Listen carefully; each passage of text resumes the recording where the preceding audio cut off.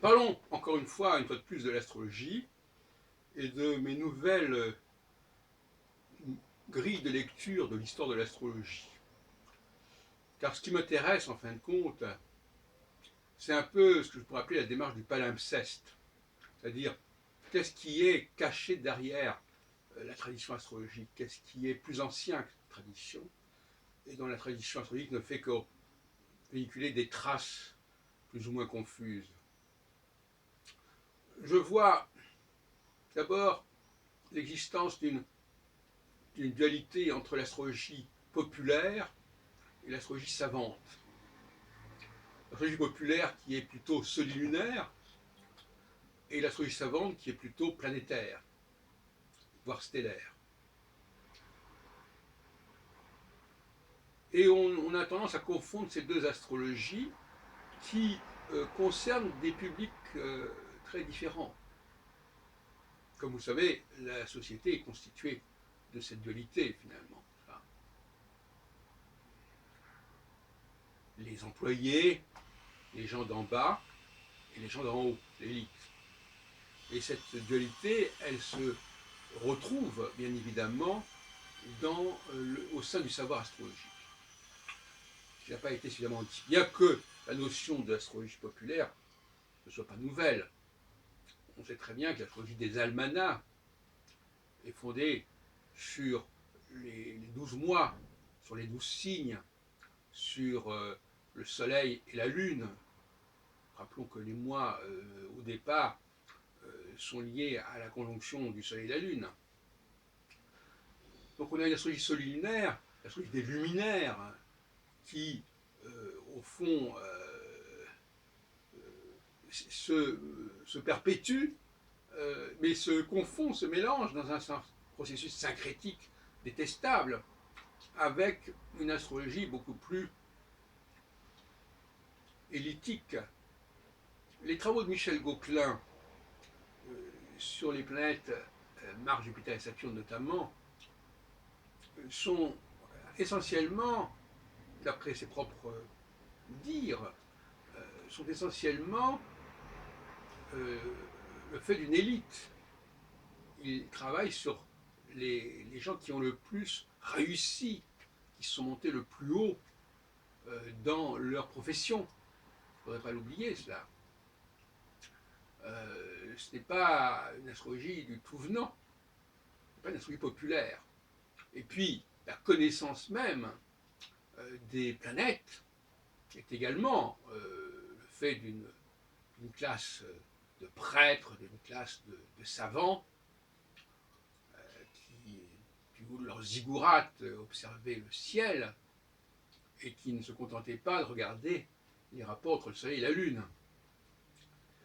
Donc nous avons bien un conflit de classe, c'est-à-dire un clivage social au sein même de la pensée astrologique, dont on n'a pas complètement conscience aujourd'hui, même si ça persiste, même si la conscience en perdure, puisque on sait très bien que les astrologues savants veulent se démarquer de l'astrologie, des horoscopes, des médias, etc. Et même que le fait d'être né sous un certain signe relève de l'astrologie populaire, alors que l'astrologie savante met en avant d'autres considérations plus complexes, prenant en compte non pas uniquement les luminaires, mais bien d'autres facteurs planétaires, y compris d'ailleurs des planètes qu'on ne peut voir qu'avec le télescope depuis la fameuse découverte de Uranus en 1781. À la suite d'ailleurs des travaux de Galilée qui datent du début du XVIIe siècle, mais qui n'avaient pas abouti à une découverte d'une planète entre-temps, mais même si on avait trouvé des satellites, notamment pour Jupiter.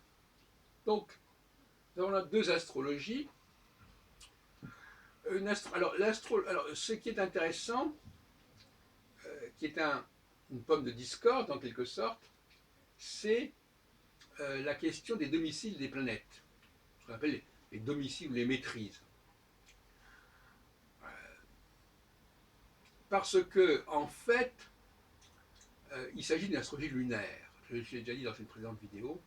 Il s'agit d'une astrologie lunaire euh, qui, qui s'est infiltré dans l'astrologie savante, en quelque sorte.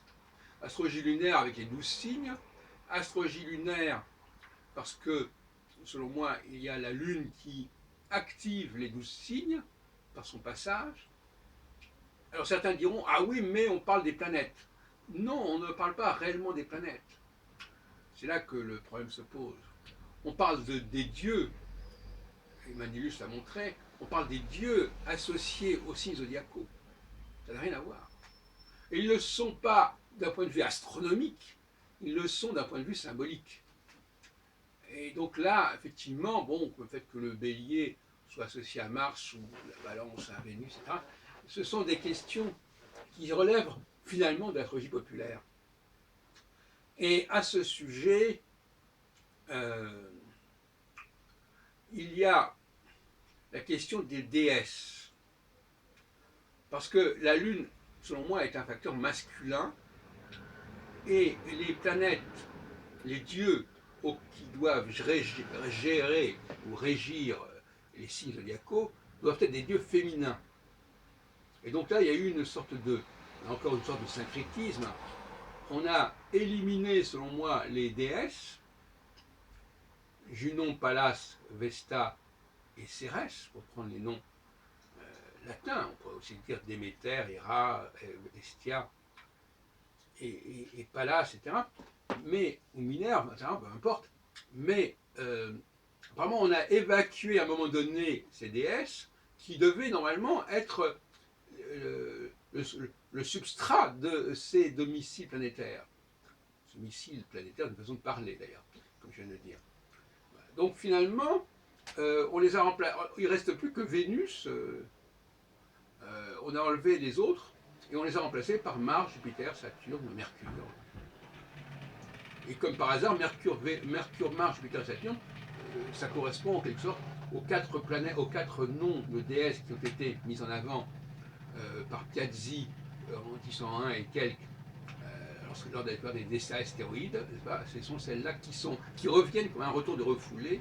Et à mon avis, il faudrait remettre ces noms de déesses dans le système des domiciles zodiacaux, plutôt que des domiciles planétaires, pour retrouver la cohérence initiale du système, qui était un système assez frustre, effectivement, où la Lune, en un mois, passait sur les 12 signes, sous 12 signes qui correspondaient à des tonalités de divination, de divinité particulières. Vous voyez le rapport entre divination et divinité, n'est-ce pas ?